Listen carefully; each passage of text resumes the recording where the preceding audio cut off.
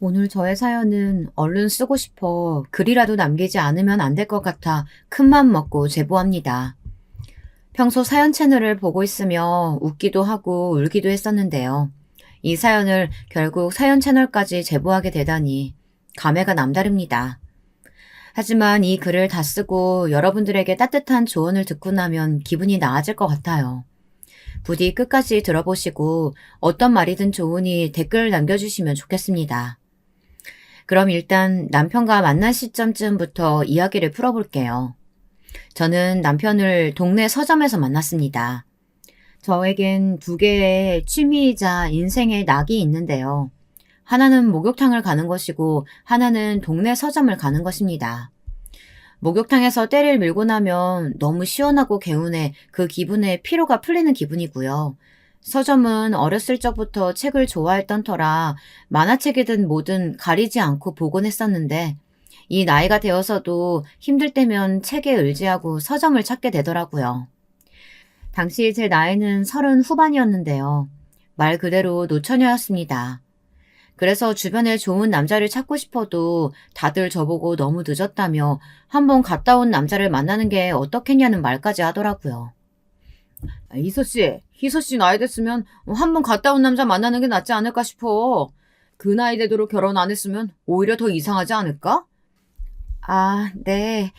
근데 저는 그냥 혼자 살려고요. 이제 와서 한번 갔다 온 남자는 좀 부담스럽고요. 뭐? 혼자 산다고? 아니, 그게 말이 되는 소리야? 지금 시대면 충분히 결혼을 꿈꿀 수 있지만 저 때 30 후반은 저런 이야기가 나올 법했습니다. 주변만 봐도 모두 시집 장가가 애 낳고 살고 있었을 때였으니까요. 그래서 결혼에 대한, 가정에 대한 로망은 버리고 조용히 혼자 살아갈 준비를 하고 있었죠. 그런데 그날 동네 서점에서 남편을 만나게 된 것이었어요. 남편은 굉장히 준수한 외모를 가지고 있었기에 저도 모르게 남편 쪽을 흘끗흘끗 쳐다보게 되었는데요. 그러다 남편이 제 쪽으로 시선을 돌리면 부끄러워서 그만 시선을 돌렸죠. 한마디로 첫눈에 사랑에 빠졌습니다. 남편이 이 동네 서점을 자주 애용한다는 걸 알게 된 후부터는 매일같이 그 서점에 발도장을 찍게 되었는데요. 제가 남편을 보는 게 티가 났는지 어느 순간부터 남편도 저의 존재를 의식하기 시작했습니다. 자꾸 저를 힐끗 보더라고요. 그러다 어느 순간 저에게 처음 이렇게 말을 걸더라고요. 동네 서점인지라 크기도 작고 아늑했기 때문에 말을 걸기도 쉬웠을 것 같아요. 아, 무라카미 하루키 책 좋아하세요? 저도 그런데. 상실의 시대, 이 책 정말 좋더라고요. 읽어보셨어요? 아직 안 읽어봤는데 읽어봐야겠네요. 추천 감사합니다. 근데 새로 이사 오셨나 봐요. 어떻게 하셨어요? 네, 새로 이사 왔어요. 여기가 제 고향이거든요. 근데 여기 동네 서점이 여기 딱 한 군데뿐이라 아쉬웠는데 다행히 책 종류가 많아 좋더라고요. 사신 지 오래되셨나 봐요. 저는 회사가 이 근처라 2년 전에 이 동네로 이사 왔어요. 출판업계 회사 다니고 있고요. 남편은 제가 2년 전 정착한 이곳이 고향이라고 하더군요. 시어머니가 몸이 안 좋아 요양 겸 고향에 내려온 것이라고 했고요. 그때 그렇게 시작된 대화는 시간 가는 줄 모르고 계속 이어졌습니다. 사랑의 힘이란 정말 대단한 것이 남편과 같이 있으면 시간이 참 빨리 가더군요. 지나고 나면 헤어지는 게 너무 아쉬워 서로 어떻게든 더 있고 싶어 했죠. 왜냐하면 남편은 제가 좋아하는 요소를 모두 갖춘 사람이었거든요. 콩깍지라 해도 좋지만 어찌됐건 남편에게서 느껴지는 따뜻한 온기가 참 좋았습니다. 마치 붕어빵 노점 기계 앞에 붕어빵을 사 먹으려고 서 있으면 느껴지는 온기처럼 몸이 노곤할 정도로 따뜻한 사람이었죠. 전 얼른 결혼을 해서 가정을 꾸리고 싶었어요. 다행히 이 사람도 저와 생각이 같았습니다. 희서씨, 나는 당신과 만나면서 하루하루 흘러가는 게 아까웠어. 더 일찍 만났으면 좋았을 테지만 이제라도 당신을 만나서 얼마나 다행인지 몰라. 내 아내가 되어줄래? 내가 평생 물 한 방울 안 묻히게 해주겠다는 뻔한 멘트는 못하지만 그래도 행복하긴 해줄게. 남편은 연애한 지 3개월 만에 저에게 프로포즈를 했고 저는 프로포즈를 받아들였습니다. 근데 여기서 난관이 있을 줄은 몰랐네요. 남편이 보살피고 있던 몸이 아픈 시어머니가 저를 탐탁치 않아 하신 겁니다. 대놓고 티를 내진 않으셨지만 저를 보면 혀를 찬다거나 그런 식으로요. 특히 첫 만남에서 제가 편부모 아래에서 자랐다는 이야기를 했을 때 그러시는 것에 상처를 받았어요. 뭐? 그러니까 엄마 아래에서만 자랐다고? 아니, 아버지는 어떻게 되시고? 저희 아버지는 그러니까 말씀드리기가 조금 복잡하긴 한데 두 집 살림 하시다가 그만 이혼하셨어요. 어머머, 그러니까 아버지가 바람이 나셨다고? 아유, 그래도 여자가 이혼해서 혼자 애까지 키운 걸 보니 어머니가 꽤 독한가 보네. 네? 우리 때 이혼은 자식 생각하면 못하는 거였지. 그냥 남편이 바람 나면 바람 나는 대로 견디면서 살았으니까. 나도 우리 애 아빠가 몇 번 술집 여자 만나고 돌아다녔지만 다 참았거든. 그러다 결국 이꼴 났지만 요즘은 안 아픈 곳이 없어. 허리 마디마디가 다 쑤셔. 아무튼 대단하시네. 시어머니의 직설적인 한마디 한마디가 당황스러웠죠. 저는 무슨 말을 해도 돌려 말하는 편인데 시어머니에게는 그런 배려 따위가 아예 없었습니다. 그냥 어떻게든 저를 마음에 들어하지 않는 티를 내시기 위해 최선을 다하시는 느낌이었어요. 아까 마음 많이 상했지? 미안해. 내가 우리 엄마 잘 말릴게. 당신이 상처받았을 걸 생각하니까 너무 불편하더라. 나중에 남편이 쩔쩔매며 이런 말로 달래주었는데도 찝찝함은 가시지 않았습니다. 하지만 당신은 남편을 사랑했던 터라 어쨌건 이 사람밖에 없다는 생각으로 결혼을 했고 저는 회사를 그만두고 남편의 일을 도와주게 되었습니다. 남편은 근처 작은 중국집을 하고 있었는데요. 얼른 동네에서 자리를 잡고 싶어 했거든요. 그래서 제 도움이 필요하다고 했고 저는 흔쾌히 알겠다며 수락했습니다. 그런데 문제는 남편이 분가를 하면서 원래 살던 집에 시어머니 혼자 남게 되었으니 남편은 그것이 마음에 좀 걸렸던 모양입니다. 보통 일 끝나면 기진맥진하여 저는 집에 들어가 좀 쉬고 싶은데 남편은 시어머니를 잠깐 보고 오겠다고 하더라고요. 여보 힘들면 당신은 먼저 들어가서 쉬어. 나 그냥 어머니 얼굴만 보고 올 테니까. 어떻게 그래. 어머니 또 당신만 보내면 나 안 온다고 한 소리 하실 텐데. 오늘은 안 가면 안 돼? 그건 좀 곤란한데. 엊그제도 다녀왔잖아. 엄마가 안 오시면 또 다그치고 전화하고 난리라 그래. 알잖아, 우리 엄마 성격. 당신이 좀 이해해 줄 수 없어? 이 일로 한 번도 안 싸웠던 남편과 몇 번 싸우기도 했어요. 결국 남편 혼자 보내기가 그래서 어쩔 수 없이 저도 몇 번 동행했는데요. 그때마다 피곤해 죽겠는데도 시어머니는 뭐가 마음에 안 드시는지 자꾸 입을 대시더라고요. 제 얼굴이 왜 이렇게 피곤해 보이냐, 남편 밥은 잘 챙기냐, 여자가 일을 해도 남편 내조는 소홀히 하면 안 된다, 다 늙은 너한테 손주보긴 글렀다 생각하지만 노력은 해라. 정말 끝도 없이 흘러나오는 잔소리였습니다. 거기에 즐겁을 한 나머지 어느 날부턴 그냥 내내 하며 한 귀로 듣고 한 귀로 흘리게 되었죠. 차라리 그게 편하더라고요. 그런데 그러던 어느 날 시어머니께서 갑자기 시누이가 놀러 온다고 저보고 와서 요리 준비를 도우라는 겁니다. 시어머니 성격상 또 이런저런 잔소리들이 들려올 게 뻔해 가기 싫었는데 오랜만에 보는 시누이니 안 갈 수도 없었어요. 어쩔 수 없이 시어머니와 함께 밥상을 차리는데 새벽부터 시작해 한 4-5시간 요리만 했을 겁니다. 시누이 한 명 오는 것뿐인데 무슨 잔치상을 준비하시더라고요. 게다가 사실 저는 시누이에 대한 인상이 그리 좋진 않았습니다. 하필 저희 친정언니가 결혼식 날 시누이가 저에 대한 뒷담화하는 걸 들었거든요. 자기 오빠가 더 아깝다나 뭐 그런 식의 뒷담화였는데 기가 막히더라니까. 왜 하필 이쁘지도 않은 나이 많은 여자 데리고 왔는지 모르겠다면서 뒷담화하는데 진짜 내가 결혼식만 아니었어도 그걸 확 대놓고 따질 뻔했어. 솔직히 그러는 네 신랑은 뭐 정우성이냐? 대단히 빼어난 조건도 아니면서 왜 벌써부터 신우이 노릇하려는지 모르겠다. 웃겨, 정말. 듣고 나서 저도 어이가 없어 기분이 확 상했는데요. 그래서 그때부터 남편에겐 따로 말하지 않았지만 신우이에 대한 인상이 그닥 좋은 편은 아니었답니다. 그날 오후 2시쯤 약속된 시간보다 2시간 늦게 신우이가 도착했는데요.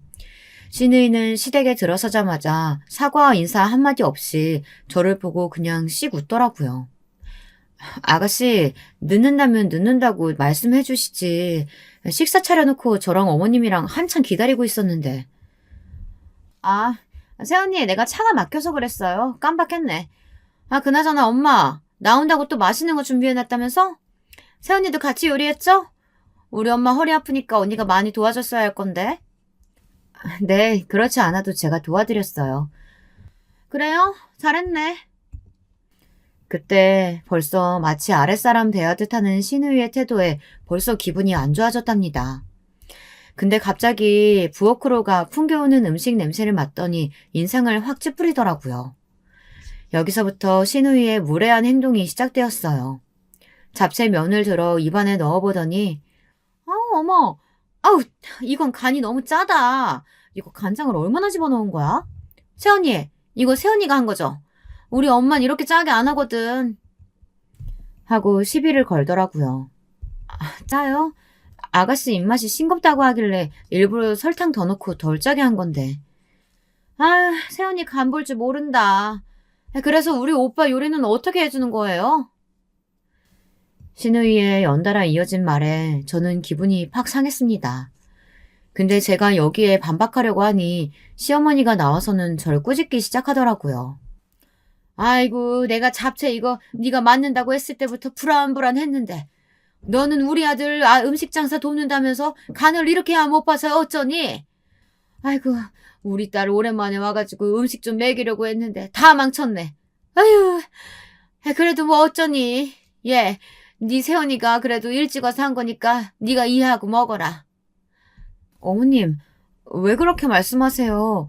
저 간 못 본다는 이야기 처음 들어봐요.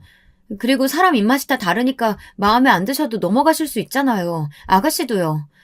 조금 섭섭하네요. 솔직히 여기서부턴 우라가 치밀더라고요. 사실 그날 남편의 가게 일을 빼고 새벽부터 가서 4-5시간 동안 줄창 요리하고 어머님 잔소리 듣고 저도 쌓일 대로 쌓여 있었거든요. 거기다 신우이는 오랜만에 시댁 온다면서 그 흔한 과일 바구니 하나 사가지고 오지 않았어요. 오히려 엄마 음식 잔뜩 담아갈 거라며 빈 쇼핑백 하나 덜렁 가지고 왔습니다. 새언니, 왜 이렇게 감정적이에요? 난 그냥 할 말 한 건데. 아우, 너무 예민하다. 무슨 말을 못하겠네. 아, 그리고 나 오늘 엄마 음식 많이 담아갈 거니까 새언니가 옆에서 같이 힘 좀 써줘야 돼요. 네? 무슨 말이에요? 언니, 오늘 여기서 자고 가는 거 아니에요? 아님 밤까지라도 있든가요. 오늘 기본 한 7가지 정도는 반찬 싸갈 건데 오늘 밤까지 요리하면 시간은 충분할 것 같은데요? 그치 엄마? 그럼 우리 딸 걱정하지 말고 편하게 있어. 넌 여기서 요리 거들어라. 할 게 많아 아주. 시어머니는 당연히 제가 여기 있어야 한다는 투로 말씀하셨고 전 어이가 없었습니다. 그래서 말씀드렸죠. 저는 다시 장사를 하러 나가봐야 한다고요. 그러자 시어머니는 입이 툭 나오셔서 불쾌한 표정으로 있다. 급기야 제게 신우이 대접이 왜 이러냐며 야단을 치시더군요. 신우이도 옆에서 속상하다는 투를 거들었습니다.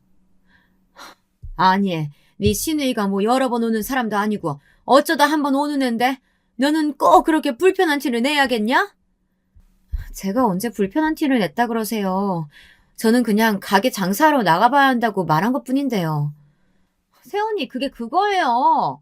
새언니 괜히 내가 먹는 음식 만들어주기 귀찮으니까 내빼려는 거잖아요. 내가 모를 줄 알아요? 아 나도 먹기 싫네요. 아 됐어 엄마. 엄마는 아프니까 요리하지 말고 그냥 알아서 내가 사 먹을게. 아가씨 제발 혼자 상상의 나래 펼치지 마세요. 거봐. 너는 참 집안 분위기 흐리게 만드는데 재주 있다. 내가 널 반대했던 이유가 다 있어. 너는 은근히 할 말 다 하는데 그게 아주 사람 기분 잡치게 하거든. 우리 딸 기분 상해하지 마라. 엄마가 과일 깎아줄게. 시누이는 나이가 적지 않았습니다. 20대 후반에 시집가서 저보다 겨우 2살이 어렸는데요. 애도 있는 애엄마가 자기가 먹을 반찬 하나 못 만들어 시댁에까지 기어들어와 음식을 얻어가는데 꼭 제 도움이 필요한 걸까요? 거기다 제가 못한다고 하니 혼자 삐져가지고는 입이 대빨 나와 있는데 정말 불편한 건 저더라고요. 시어머니는 제가 집안의 원흉이라는 듯 줄창 노려보셨고요. 죄송한데 저 갈게요. 아가씨 놀다 가세요. 결국 어색하게 있다 도망치듯 그 집을 나왔지만 다시는 시어머니, 시누이 이 2사람과는 함께 마주보고 싶지가 않아졌습니다. 한번 대인이 마음이 그렇게 되더라고요. 나중에 남편과 술 한잔하며 이 이야기를 나눴는데 남편은 예상대로 무척 미안해했습니다. 자기 여동생이 철없이 저지른 짓이라며 단속을 하겠다고 하더라고요.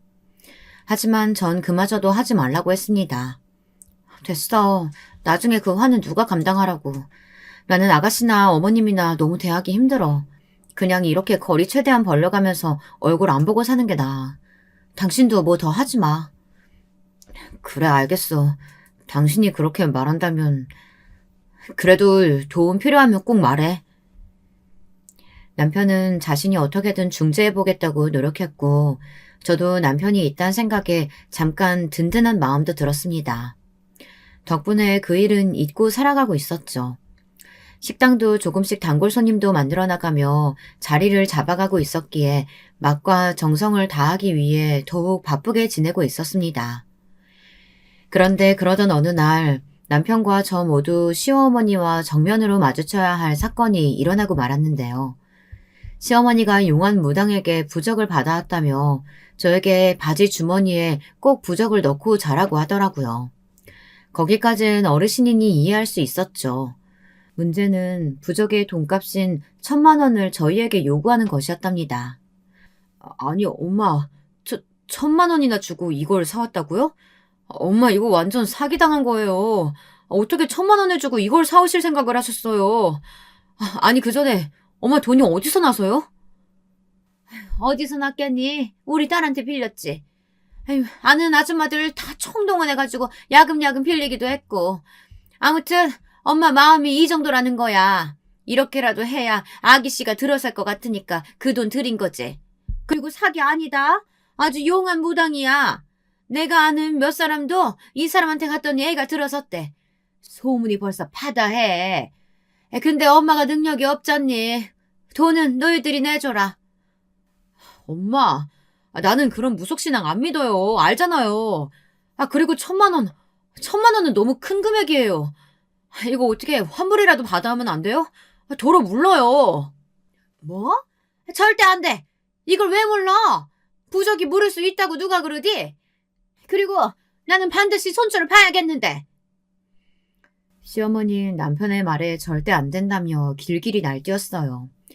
남편은 답답한 듯 한숨을 푹푹 내쉬었고요. 돌아버리겠더라고요. 시어머니가 어떻게 나올지 예상이 되었지만 이 사태는 너무 심각하다 싶어 결국 저까지 나서 말을 하게 되었습니다. 어머니, 이건 아닌 것 같아요. 차라리 의학의 도움을 빌리는 게 낫죠.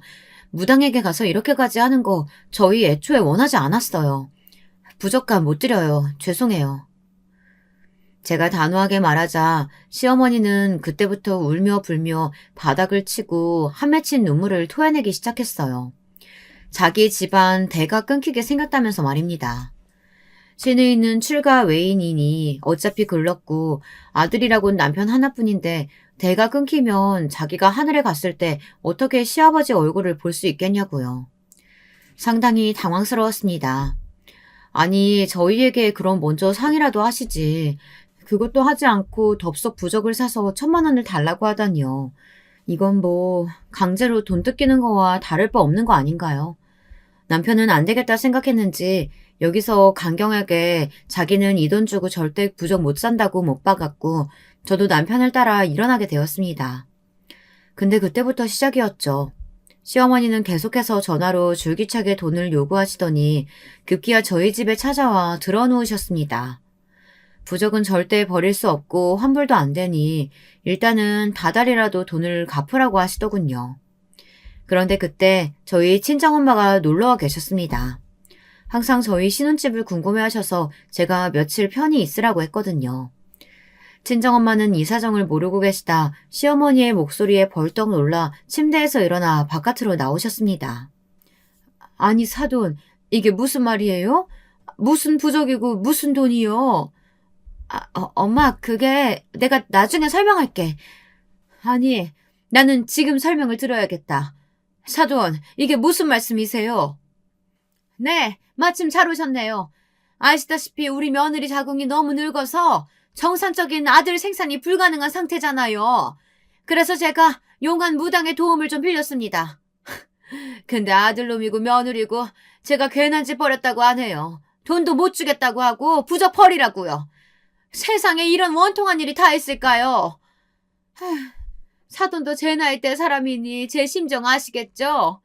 솔직히 저야 늙어빠진 며느리 원망하고 싶지만 이미 드린 거 도로 반품할 수도 없고 참 착잡해요. 여기에 저희 친정엄마는 말문이 막히셨습니다. 시어머니는 직설적인 화법을 그대로 여기서도 고지고대로 발휘하셔서 친정엄마를 기막히다 못해 말문이 막히게 하시더라고요. 엄마는 화가 단단히 나셨는지 한숨을 푹 쉬더니 제 남편을 바라보셨습니다. 남편에게 책임을 물으시려는 것이었죠. 하지만 저는 남편 잘못이 아니라는 것을 알았기에 대신 변호하려고 했어요. 근데 친정엄마가 갑자기 버럭 소리를 질러버리셨답니다. 저도 깜짝 놀랐어요. 사돈, 내가 이렇게 큰 소리 내본 적은 정말 처음 있는 일이지만 지금은 저도 어렵게 자식 키운 입장에서 한마디 할 수밖에 없겠네요. 늙은 며느리요? 그럼 사돈 아들은 나이가 젊습니까? 둘 다 나이 든 건 똑같은데 왜 우리 딸한테만 늙었다 하시는 거예요 대체? 그리고 부정 얘기 제가 들어도 사돈이 잘못하신 거 맞네요. 왜 아이들이 부탁하지도 않은 걸 멋대로 처리하시고 그 돈을 왜 애꿎은 애들한테 물어달라고 하시는 건가요? 전 사돈이 하는 행동이며 말이며 도무지 이해가 안 되네요. 일단 저희 딸한테 하신 말은 당장 취소해 주셔야겠습니다. 뭐라고요?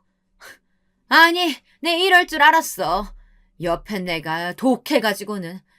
저기요, 사돈.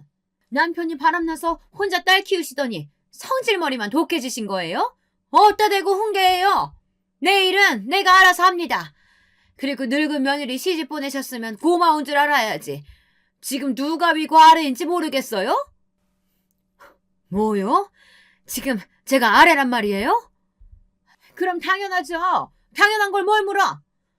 엄마, 제발 그만 좀 해요. 여보, 내가 우리 엄마 데리고 나갈게. 미안해. 장모님, 죄송합니다. 정말 죄송합니다. 친정엄마와 시어머니의 싸움이 격렬해져 가자 남편이 타이밍 좋게 끊었습니다. 저도 감당할 수 없는 열기에 머리가 지끈거리고 있었죠. 그럼에도 엄마가 저를 대신해 저렇게 시원한 사이다 발언을 해주신 것에 대해선 속이 후련했습니다. 아주 통쾌했어요. 참고로 저희 친정엄마는 유치원 원장님으로 오래 일해오셨고 저와 성격이 비슷하십니다. 뭐든 조심스럽게 말씀하시는 편이시고 하다못해 입은 옷을 환불하시는 것도 민망해하시는 분이죠. 힘들게 저희를 키워야 했기에 생활력은 강해져야 했지만 성격 자체는 유순하신 분이었어요. 그런 분이 시어머니가 가고 나서도 한참을 씩씩거리며 시어머니의 욕을 하셨답니다. 네 시어머니 저 정도 인간일 줄은 몰랐다. 아주 저급이야 인간이. 내 평생 온갖 진상들 경험해봤다고 생각했는데 또 니네 시어머니 같은 사람은 새롭다. 그나저나 우리 딸이 저런 시어머니 밑에서 고생한다고 생각하니 엄마 마음이 너무 안 좋아. 어쩌면 좋으니. 엄마, 나는 괜찮아. 오히려 나는 엄마가 날 위해 이렇게 말해줘서 얼마나 좋았는지 몰라. 아까 너무 속이 후련하더라. 앞으로 나도 엄마처럼 할 말 하면서 살아야겠어. 고마워, 엄마. 친정엄마는 남편이 시어머니를 보내고 들어온 후에도 단단히 교육을 해둬야겠다고 생각했는지 다시금 강조하셨습니다. 자네, 내가 자네를 많이 신뢰한다는 건 알 걸세. 우리 딸 고생 안 하도록 해주게. 엄마의 간단하고도 짧은 말엔 남편에 대한 당부가 담겨져 있었습니다. 시어머니를 막아달라는 거였죠. 하지만 시어머니는 여기서 무슨 굴욕이라도 느끼신 건지 저희와의 연락을 아예 딱 끊어버리시고 명절날에도 오지 말라고 하시더군요. 저야 고마웠죠. 남편도 시어머니 얼굴을 안 봐도 된다 생각하니 은근히 마음을 놓은 눈치였고요. 하지만 이 일을 시누이에게 전달해 2차 폭격을 당하게도 하셨답니다. 시누이는 마치 고피 불린 망아지처럼 저에게 전화를 해서는 자기 엄마가 우울증에 걸렸다며 어떻게 그런 개망신을 줄 수 있냐며 막 뭐라고 하더라고요. 우울증이요? 시어머니가요? 아가씨, 제대로 알고는 말씀하시는 거죠? 시어머니가 갑자기 웬 부적을 사와서 1,000만 원을 달라고 하셨어요. 상당수는 아가씨한테 돈을 빌렸다고 하던데 저희는 갚아줄 생각이 없으니까 아가씨도 잘 설득해 주세요. 생각 잘 하셔야 할 거예요. 여기서 시누이가 말문이 막혔죠. 자기도 돈을 못 받는다 생각하니 그건 또 안 되겠던지 전화를 조용히 끊더군요. 아마도 부적은 공중에 날아간 듯 했습니다. 그런 것도 환불이 되는 건진 모르겠지만 아무튼 그 뒤로 부적은 보이지 않았으니까요. 다만 시어머니는 시간이 지나자 저희에게 아이가 안 들어 산다는 문제로 저를 미친 듯이 괴롭히기 시작했습니다. 예를 들어 이런 식이었습니다. 명절날 갑자기 시누이를 보며 괜히 벽에 말을 걸듯 이야기를 꺼내는 것이었어요. 난 이제 평생 손주를 못 안아보고 죽는 거구나 싶다. 가망성이 아예 사라져버렸어. 내 신세가 얼마나 비참한지 몰라. 나는 그래도 남들처럼 내 평생 손주 정도는 안아보고 살 줄 알았지. 근데 팔팔한 애가 아니라 어디서 늙은 호박 같은 애가 우리 집에 글러 들어가가지고는 길을 딱 막아버렸다니. 이게 무슨 노릇이라니? 아마도 하늘이 내게 천벌을 주시는가 보다. 엄마, 기운내. 자꾸 그렇게 처져 있으면 볼살도 늘어나고 저번에 맞은 보톡스도 아무 소용없어. 우울증까지 온다니까? 내가 맛있는 거 사줄게, 응? 시누이의 코맹맹이 소리에 시어머니의 저격에 정신이 혼란스럽더라고요. 거기다 이런 일도 있었습니다. 주말 어느 날 하루는 저에게 전화를 하셔서는 다급히 시댁으로 뛰어오라고 하더라고요. 아주 큰일이 생겼다면서요. 그래서 정말 제대로 화장도 못하고 재빠르게 뛰어갔더니 시어머니가 자기 친구분들을 끼고 즐겁게 놀고 계시더라고요. 왔냐? 와서 얼른 음식 좀 만들어봐라. 못하고 서 있어. 어머님, 이것 때문에 저를 부르신 거예요? 그럼 내가 뭐 때문에 널 부르냐? 처음엔 분명히 저도 거절을 하려고 했지만 그때 마침 결혼식장에 와주셨던 시어머니 친구분들이 저를 아는 척 하시더라고요. 며느리가 곱네 고와. 우리 같은 늙은이들 뭐 좋다고 여기까지 와주고. 아유, 고마워라. 이렇게 말씀하시니 갈 수도 없이 딱 붙잡혀 버렸죠. 거기서 시어머니 저에게 온갖 시둥을 들게 하더라고요. 시누이와 시어머니가 수다스럽게 화투를 치고 떠드는 사이 저는 끊임없이 앞치마를 두르고 음식을 만들고 나르고 부엌대기로 몇 시간을 있어야 했습니다. 손목이 아파오고 발이 저려왔죠. 시누이는 계속해서 화채며 아이스크림이며 당이 떨어진다고 무언가를 요구하더라고요. 그리고 밤이 깊어가고 대화가 무르익어가던 그때 시어머니가 친구분에게 이런 말씀을 하시는 걸 듣고 말았답니다. 여기 옮겨 적기도 떨릴 만큼 너무나 충격적인 말이었습니다. 순자야, 나는 있잖아. 제가 너무 미워 죽겠어. 이렇게라도 잘 부려먹지 않으면 내 속이 타들어갈 것 같다니까? 아이고, 그래도 며느리 너무 무시하고 그럼 너 천벌 받아. 그러지 말어. 천벌은 이미 받고 있지. 전현이 집에 들인 거부터가 천벌이지 뭐. 다른 게 천벌이니? 난 전현이 아주 그냥 가끔은 어떻게 됐음 싶다니까? 아님 우리 아들이 바람이라도 나든지. 왜 우리 아들은 이렇게 멍청하게도 착해 빠진 건지. 분명 제가 불쌍해서 못 버리고 사는 게 틀림없다고. 왜 그래? 취했어? 며느리들은 뭐 어쩌려고. 들으라고 해, 들으라고. 난 저까지 거 하나도 안 무서워. 어머니의 고함 소리에 친구분이 되려 깜짝 놀랐는데 저는 차분히 음식을 갖다 드리곤 부엌에서 남편에게 전화해 집에 갈 테니 데리러 오라고 말했습니다. 저도 당시엔 놀란 가슴을 진정시켜야 했습니다.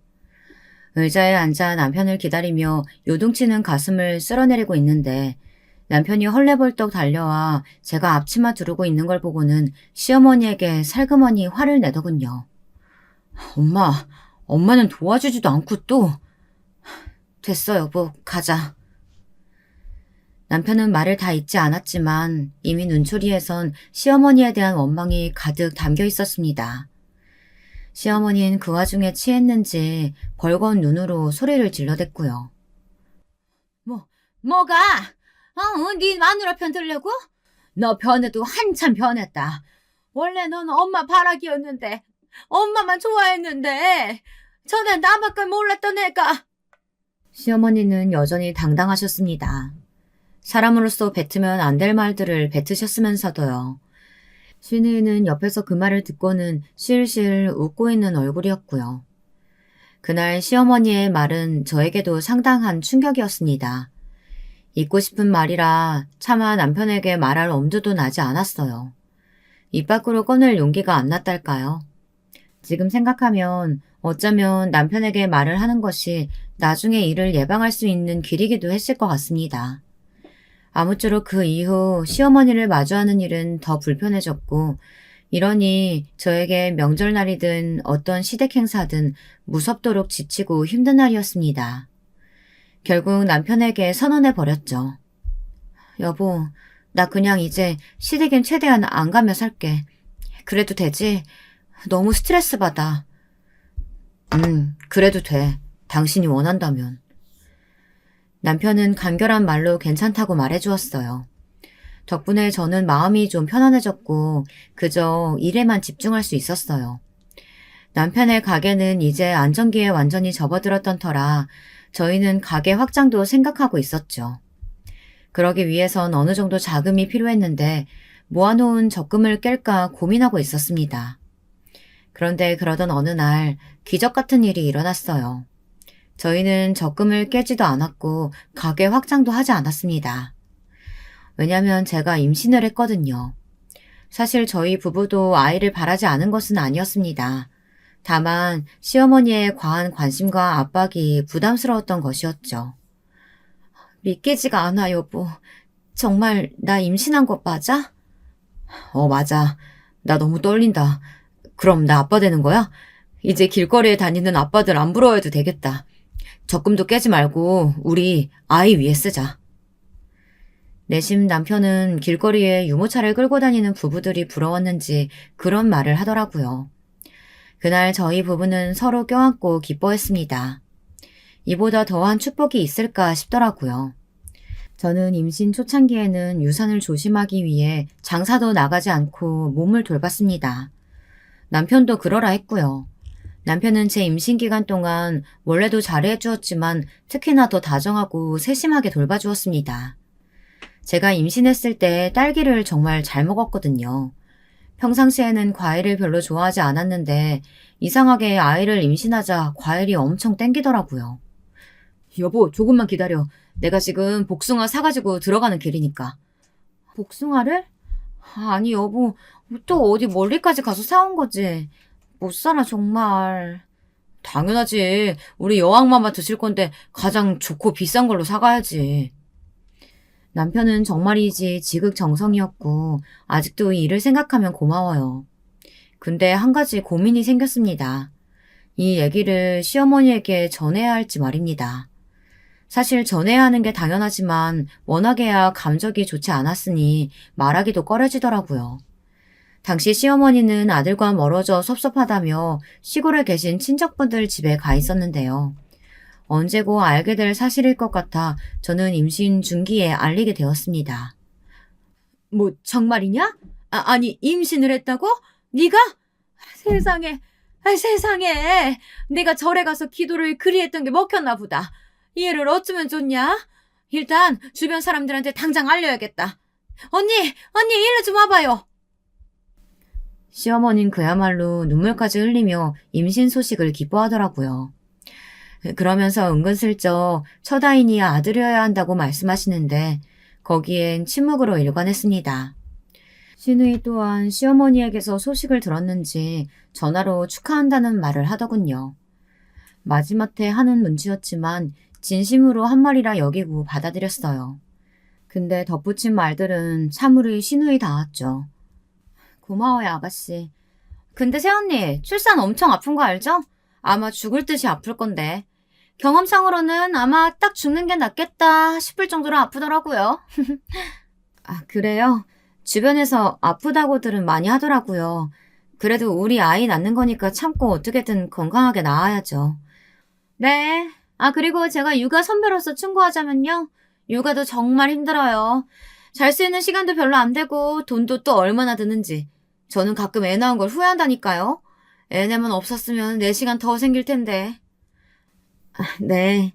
그래도 저는 어렵게 가진 아이라서 감당할 수 있어요. 아이는 축복이잖아요. 임신한 사람에게 할 말은 아닌 것 같은 부적절한 말들을 참으로 많이 하더라고요. 그의 남편이 그만하라며 저지시켰습니다. 여기서 시어머니가 시누이 편을 들지 않은 것이 평소와는 다른 현상이었네요. 그렇게 임신 막달이 되어 손발이 퉁퉁 붓고 우리 아이가 세상에 나갈 준비가 되었을 때 저는 산부인과에서 딸아이를 무사히 건강하게 출산할 수 있었답니다. 그런데 시어머니는 딸이란 사실에 몹시 못마땅해 하셨습니다. 옛날 분이시기에 그러려니 했지만 정도가 심하셨죠.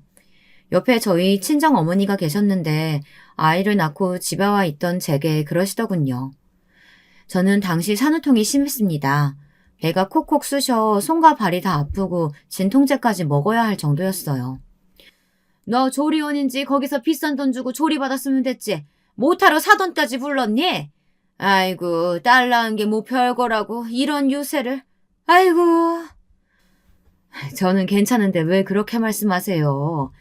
저희 딸이 출산할 때 몸이 많이 안 좋았잖아요. 심지어 조리원에서도 벌벌 떠며 아팠다고요. 지금 한창 산후통이 있을 때예요. 그러니 사돈 자꾸 그런 말씀하실 거면 가세요. 왜 여기까지 와선 아픈 애 염장을 지르세요?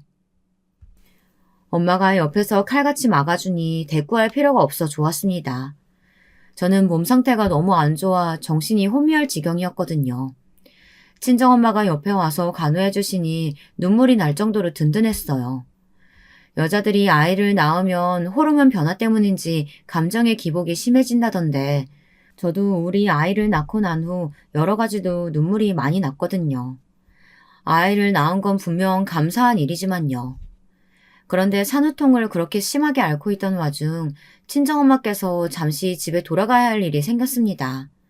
이모가 엄마 집에 와 계셨는데 화장실에서 미끄러지시는 바람에 뼈가 틀어졌다고 하더라고요. 엄마가 이모도 봐줘야 할 처지가 된 거죠. 엄마, 나 이만큼만 해도 도움 많이 받았어. 얼른 가서 이모 돌봐줘. 그래도 되겠어? 엄만 우리 딸 너무 걱정되는데. 괜찮아. 이모도 나만큼 아플 거잖아. 얼른 가. 저는 엄마가 걱정할까봐 일부러 다급히 보냈습니다. 그리고 대신 남편에게 일찍 장사를 접고 돌아와 돌봐달라고 부탁했죠. 근데 남편이 음식을 더 공부하고 싶다고 가야 하는 해외 박람회가 있었는데요. 시기가 공교롭게 겹치더라고요. 아, 여보, 왜 하필 출장이 일대인지 모르겠다. 아기는 어떡하지? 마음 같아선 붙잡고 싶었지만 남편이 몇 달을 기다려온 박람회였습니다. 저는 친정엄마에게 그랬던 것처럼 남편에게도 괜찮다고 말해주었어요. 쉬면 조금씩 나아질 거라는 기대를 품으며 그렇게 아이와 함께 있었죠. 그러던 어느 날 시어머니에게 연락이 온 겁니다. 저와 아기를 손수 돌봐주시겠다고 시골에서부터 저희 집으로 오는 길이라고요. 별로 달갑진 않았지만 보살피러 오신다는데 오지 말라 할 수도 없었네요. 그렇게 도착한 시어머니는 꽤나 시끌벅적하게 돌아오시더니 와서 제 상태를 체크하더라고요. 기억나는 건 그날따라 시어머니의 눈빛이 이상하게 번들거리고 말투도 다정했다는 겁니다. 우리 며느라가 열이 많네. 안 되겠다. 진통제를 더 먹여야겠어. 많이 아프지? 네, 어머님 감사합니다. 안 오셔도 되는데 시골에서 여기까지. 안 오긴 네가 아프다는데 내가 와야지. 우리 아기도 봐줘야 되고. 평소라면 절대 안 할 것 같은 말들을 하시는데 좀 이상했어요. 그날따라 시어머니는 한 번도 손을 대지 않던 집안일도 하시고 아기도 귀여워해 주시더라고요. 평상시엔 아기를 본 척만 척 했거든요. 어떤 심경의 변화라도 있으신 건가 라는 생각을 했습니다. 그러다 밤이 되면서 통증이 더 심해져서 끙끙거리고 있는데 시어머니가 미숫가루를 한 잔 타주겠다고 하시더라고요. 저는 냉장고에 친정엄마가 이미 해주신 죽이 있어 그걸 데워 먹으면 된다고 했는데도 자신이 탄 미숫가루를 먹어보라고 하시더라고요. 내가 동네 아줌마들한테 물어보니까 미숫가루가 산후통에 좋다는 소리가 있더라고. 미숫가루가요? 처음 듣는 소린데. 아이고, 미숫가루가 얼마나 보약 같은 음식인데 넌 여태 그걸 모르니? 타줄 테니 먹어봐라. 아마 먹고 나면 통증이 귀신같이 사라질 거야. 시어머니는 음흉한 미소를 지으며 부엌으로 들어가더니 생각보다 빠른 시간 내에 미숫가루를 타왔습니다. 저는 꽤나 큰 컵에 담긴 미숫가루를 받아들었고요. 마음속으론 죽이 더 먹고 싶었지만 일단 만들어주신 거니 입을 대려고 했습니다. 그런데 그때 아기 울음소리가 들리더군요. 배가 고픈 모양이었어요. 저는 아픈 몸으로 일어나 아기부터 살피었죠. 그리고 다시 미숫가루가 든 컵을 잡는데 갑자기 급하게 문을 따고 누가 들어오는 소리가 들렸습니다. 출장 간 남편일 리가 없는데 누구지 하고 문 쪽을 돌아보자 남편이었습니다. 신발도 벗지 않고 헐레벌떡 저에게 달려오며 소리치더라고요. 여보, 그거 먹지 마. 절대 먹지 마. 어? 먹지 말라고 절대! 남편은 심지어 제게로 다가와 그 컵을 던져버리고는 시어머니를 밀기까지 했습니다. 단숲에 컵에 담겨져 있던 미숫가루가 바닥에 흩어졌고 시어머니는 사색이 되어 무슨 짓이냐고 했죠. 저 역시 영문을 몰라 남편을 쳐다보았습니다. 당신 출장 간 거 아니었어?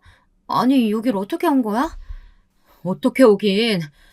나 진짜 매부 아니었으면 죽어도 모를 뻔했어. 엄마, 어떻게 이러실 수가 있어요? 어떻게 내 마누라한테 그런 짓을 할 생각을 해요? 엄마가 사람이에요? 악마지 이건! 남편의 처절한 비명소리가 거실을 뒤흔든 그때 저는 일이 어떻게 돌아가는지 어렴풋이 짐작할 수 있었습니다. 저도 모르게 바닥에 흘러내린 갈색 미숫가루를 보게 되더라고요. 동생이 친구랑 통화하는 걸 매부가 들어서 다행이죠. 매부가 다 말해줬어요. 엄마, 이 사람 진짜 잘못되길 바란 거예요? 제정신이야? 아니 그게 아니고 진정 좀 해봐라. 여기서 더 저를 경악하게 한 건 자기 아들의 눈을 쳐다보지 못하는 시어머니가 잠시 후 고개를 들어 범행 사실을 순순히 인정한 겁니다. 그래, 그랬다. 다 너를 위해서였어. 아들도 아니고 딸도 낳았겠다. 이제 쓸모도 없어졌는데 저깝게 우리 집에 왜 필요하냐? 막말로 너도 못 버리고 살고 있는 거잖아. 그러니까 엄마가 대신해준 거야. 엄마 도대체 무슨 말이에요? 왜 내가 알아들을 수 없는 말만 하는 건데요? 어느새 남편의 눈에선 눈물이 흘러내리고 있었고 저도 잠시 놀라울 정도로 차분한 마음으로 이 대화를 듣게 되었습니다. 시어머니는 처음부터 마음에 들지 않았던 저를 제거하기 위해 미숫가루에 아는 아줌마를 통해 구해온 독버섯 가루를 탔다고 말했습니다. 왜 남편에게 저를 버리지 않는 거냐고 소리를 질렀어요. 그리고 입이 가벼운 시누이를 탓하며 끝까지 분해하셨죠. 정말 놀랍게도 말이에요. 시어머니가 분명 밉고 독살스러운 분인 건 맞았지만 그렇다고 해서 누군가를 죽일 수 있는 그런 무서운 사람이라고는 생각도 못했었는데 순간 팔에 소름이 돋더라고요. 남편도 너무 화가 난 나머지 시어머니의 멱살이라도 잡을 기세였습니다. 근데 그 순간 저는 이성이 먼저 앞서더라고요. 남편을 제지하고 핸드폰을 가져와 달라고 한 뒤 112 버튼을 눌렀습니다. 여기 저를 죽이려고 한 사람이 있어요. 네, 저희 시어머니예요. 지금 빨리 와주세요. 침착한 제 말이 끝나자마자 시어머니는 놀라 저를 바라보더라고요. 저는 미숫가루에 손도 대지 말라고 한 후 경찰을 기다렸습니다. 경찰이 와서도 모든 걸 있는 그대로 진술했고요. 경찰 역시 가족 사이에 이런 일이 벌어졌다는 것에 약간 놀란 눈치더군요. 요즘에 왜 이런 사건들이 늘어나는지 모르겠네요. 어떤 분이 한숨조로 이런 말씀을 하시는 걸 들었습니다. 그런데 상황이 커지자 시어머니는 그제야 온몸을 벌벌 떠면서 이럴 것까지는 없지 않냐고 하시더라고요. 범행을 저지르고도 뻔뻔하기까지 했죠. 가족끼리 이러는 거 아니다. 응? 얘 며느라 그러지 말고 제발 용서해다오. 아들아, 엄마가 널 위해 그런 거야. 내가 누굴 위해 그랬겠니? 다 너를 위했던 거라고. 엄마, 네가 세상가 들기 바랬어. 저것만 없으면 네가 다시 엄마한테 착한 아들이 될 줄 알았다고. 얘들아, 제발 한 번만 용서해줘. 니네가 나 버리면 나는 영영 혼자야. 시어머니는 자신의 죗값을 치를 때가 돼서야 두려움을 느꼈는지 무릎을 꿇고 제게 남편에게 빌었습니다. 하지만 남편은 말했죠. 자신은 한 번도 이런 추악한 짓을 원한 적이 없으며 엄마가 그런 사람인지 상상도 못했다고. 이제 모자간의 인연을 끊자고 말입니다. 내 아이에게도 엄마를 할머니라고 소개할 수 없을 것 같아요. 엄마는 이 사람뿐만 아니라 내 애도 해쳤을 사람이에요. 난 이제 엄마가 너무 무서워요. 남편의 말에 시어머니는 엉엉 울음을 쏟아냈습니다. 시누이도 와서는 선처를 부탁한답시고 함께 무릎을 꿇었는데 사실상 시누이도 공범이나 마찬가지였죠. 모든 계획을 알고도 가만히 방관하고 있었으니까요. 저는 그 사실 역시 경찰에게 말했습니다. 그 후 모든 것이 혼란 속에 있었습니다. 시누이 쪽은 어떻게든 실형을 줄이고자 비싼 대형 로펌 변호사를 샀다고 하더라고요. 하지만 그렇다고 사람의 죄가 어디 그리 쉽게 덮어질까요? 나중에 알게 된 사실이지만 미숫가루에 타진 독버섯 가루는 시누이가 구해다 준 것이었다고 하더라고요. 참 무섭죠. 우스갯소리로 한 그날의 농담이 모두 사실이었던 것이에요. 내가 감옥 갈 줄 알아? 나는 안 가. 우리 엄마도 내가 지킬 거야. 변호사 잘 쓰면 이런 것쯤은 다 덮어진다고. 시누이는 마지막 발악처럼 그렇게 소리를 질렀습니다. 자기 남편이 법조계에 무슨 인맥이 있다고 하면서요. 남편은 차가운 눈길로 어디 한번 지켜보라며 자기에게 이제 가족은 없다고 선언했네요. 여기에 시누이가 한번 움찔했고요. 이 일로 남편은 여동생도 잃고 남편도 잃었습니다. 저 역시 한 번에 큰 목숨의 위협을 받았고요. 저와 아이 남편은 다행히 무사하지만 무사하다는 사실에 기대어 이렇게 살아가도 되는 것인지 정말 모를 정도로 힘들었습니다. 심정이 착잡하고 참 뭐라 표현이 안 될 정도로 안 좋았죠. 처음에 말씀드렸듯 글을 쓰고 나면 마음이 정리될 거란 기대로 시작했는데 정리는 되었지만 지금은 사람의 따뜻함이 더 그립네요. 저는 누군가를 쉽게 못 믿을 걸 생각하니 마음이 씁쓸해져 그런 것 같습니다. TV에서나 볼 법한 일이 저희 가정에서 일어났다는 걸, 그걸 온전히 받아들이기까진 아직 시간이 더 필요한 것 같아요. 하지만 시간이 약이라는 말이 있듯 분명 마음의 상처가 다 나아질 날도 오겠죠. 그렇다고 믿으며 하루하루 살아가고 있습니다. 우리 이쁜 딸아이 별이를 위해서도요. 참고로 별이는 무럭무럭 자라 어느덧 부모를 훈훈하게 할 줄 아는 아이가 되었답니다. 마지막으로 시어머니에게 하고 싶은 말이 있다면 제발 그렇게 살지 마세요. 그리고 아주 오랜 시간 감옥에서 썩길 바랍니다. 당신이 부디 무슨 짓을 행했는지 진심으로 반성하길 바랍니다. 과연 시어머니 당신 같은 인간에게 속죄라는 신성한 단어가 어울릴진 모르겠지만요. 쓰다 보니 이야기가 너무 길어져서 이제 마무리하려고 합니다. 여러분들도 모두 감기 조심하시고요. 여러분들의 인생에 꽃길만 있길 바라겠습니다. 감사합니다.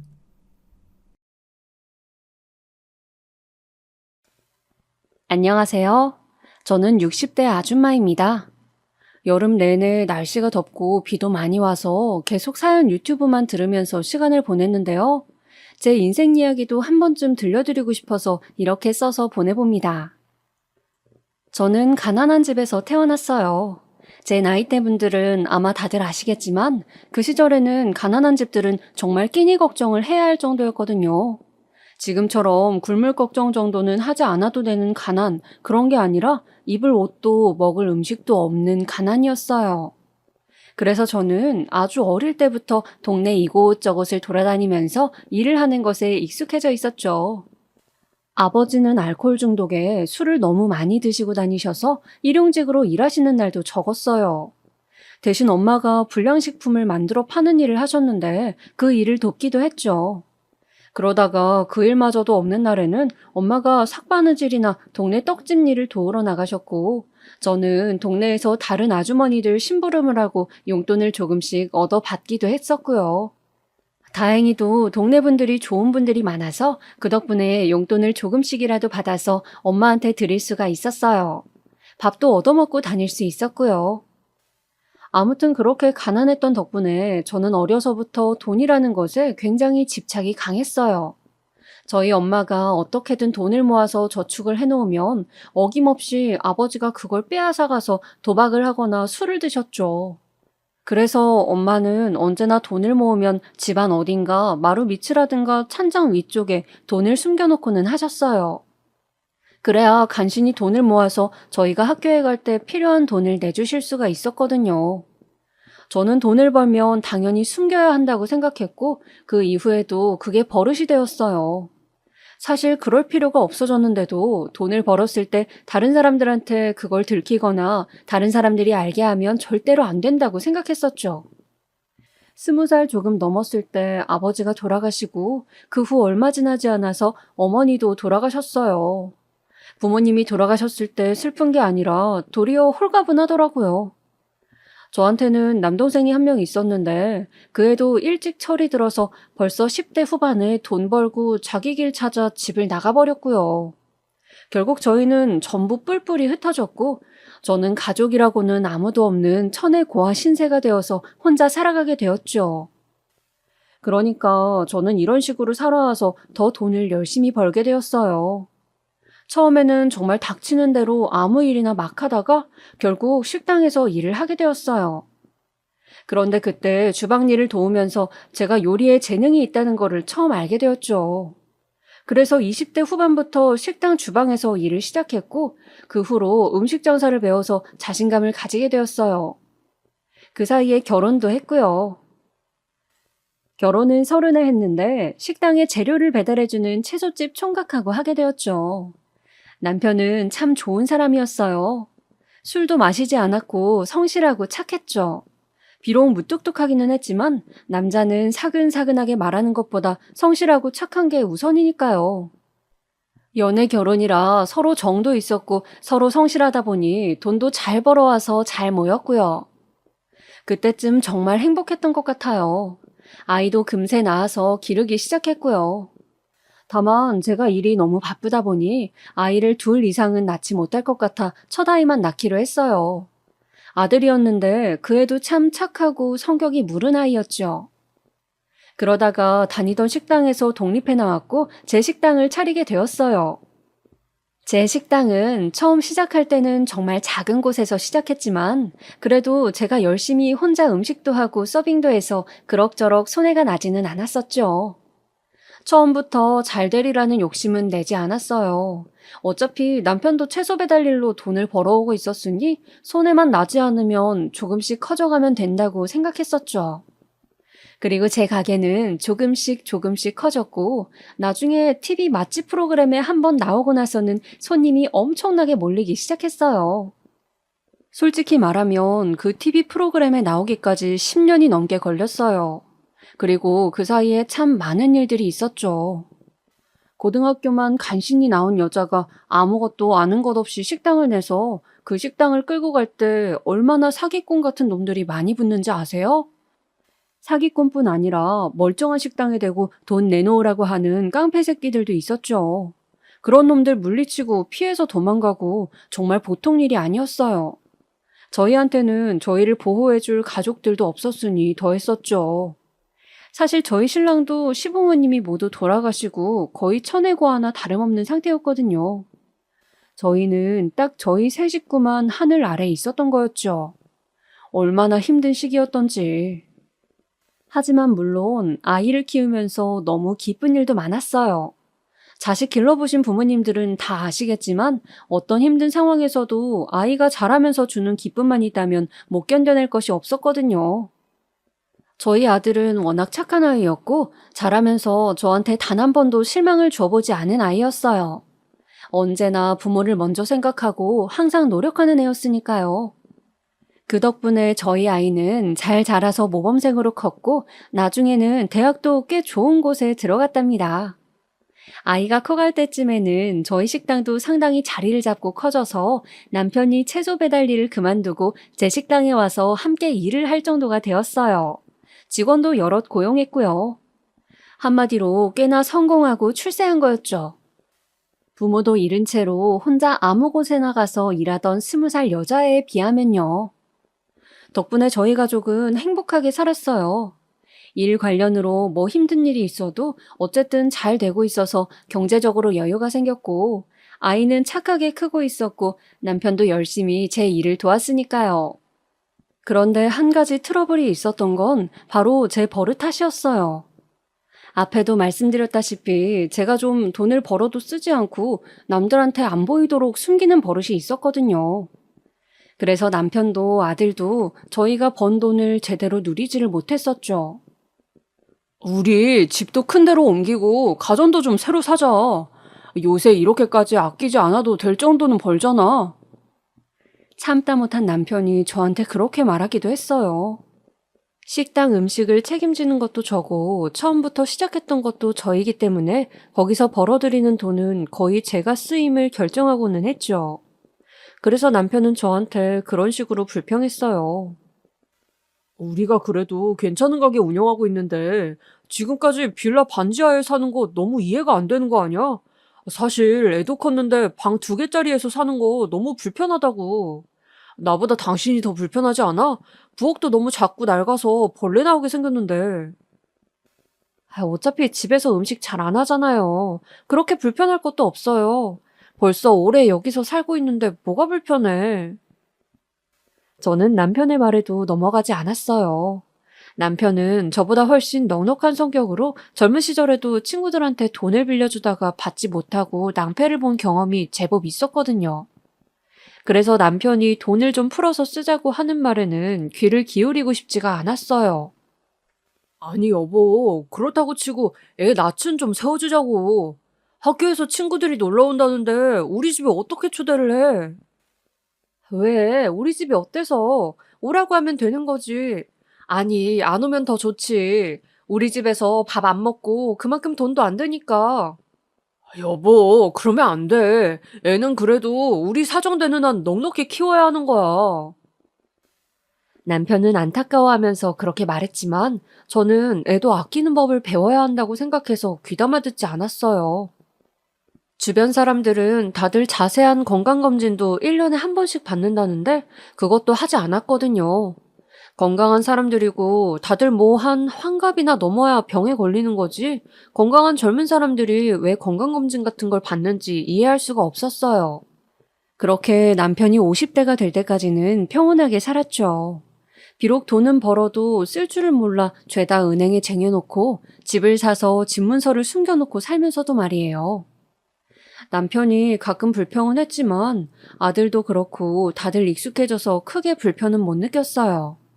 그냥 작은 집에서 필요한 정도로만 옷을 사서 입고 먹으면서 사는 게 저는 지금도 나쁘다고는 생각하지 않거든요.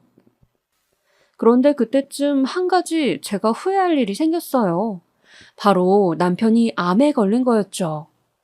남편이 소화가 잘 안 된다고 할 때 저는 소화제를 사다 먹으라고 아니면 운동을 해서 소화를 시키라고 했어요.